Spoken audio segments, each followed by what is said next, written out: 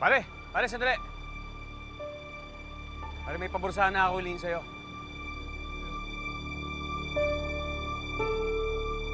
So si Dr. Benitez ang kasabwat niyo sa kidnapping syndicate? Hindi nga ako makapaniwala nung sinabi sa akin. Pero, alam mo, naalala ko na dumaan siya sa nursery, tapos binating niya si Ipeng at yung baby. Yan ba yung sanggol na pinanganak sa kalesa? Paano niyo po nalaman? Narinig ko lang na nag-uusap yung mga gwardiya kanina sa labas.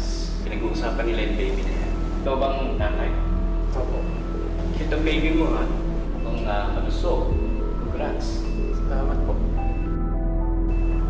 Pero sandali, yung caller, hindi nagpakilala sa'yo. Hindi ko siya matawagan kasi laging out of reach.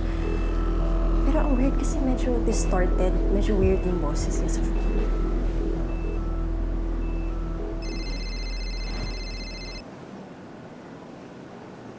Kuya, siya yung tumatawag. Loudspeaker mo.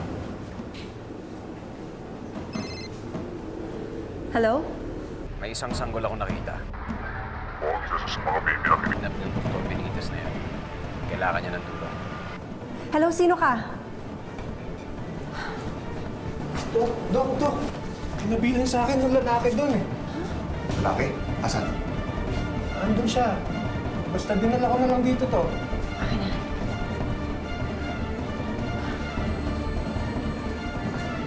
Hello? Si Senior Inspector Acosta to. Alam mo ba kung nasa si Dr. Benitez? Hindi pa sa ngayon. Sino ka ba? Pulis ka ba o kasabot niya? Kung kasabot ako ni Dr. Benitez, hindi na dapat tayo mag-uusap niya.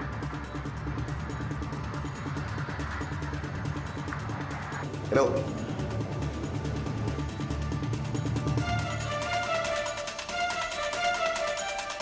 Kailangan natin mapababa yung fever niya. Tapos mag-run ako ng tests. Ano bang nangyari sa baby na yan, Dok?